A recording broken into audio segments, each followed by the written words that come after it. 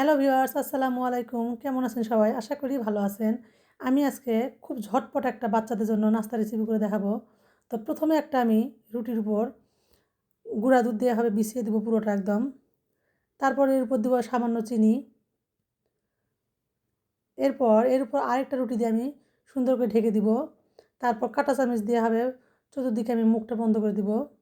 কাঁটা চামচে আমি হালকা করে একটু ময়দা মেখে নিব। তো এভাবে নাস্তাটা করে দিলে বাচ্চারা অনেক পছন্দ করে। আগে থেকে রুটি বানানো থাকলে এভাবে যদি টিফিনে ভেজে দেন, বাচ্চারা খুব পছন্দ করবে এটা। এবার এটা আমি ভালো করে ভেজে নিব। তো দিয়ে দিব সয়াবিন তেল। এই নাস্তাটা অনেক মজা লাগে আর ঝটপট করে নেওয়া যায়। তো এভাবে আমি উল্টে পাল্টে সুন্দর করে ভেজে নিব।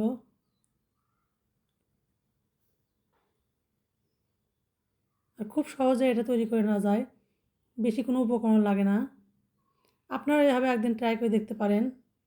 ভালো লাগলে পেজটি ফলো দিয়ে পাশে থাকবেন। Thanks for watching the video.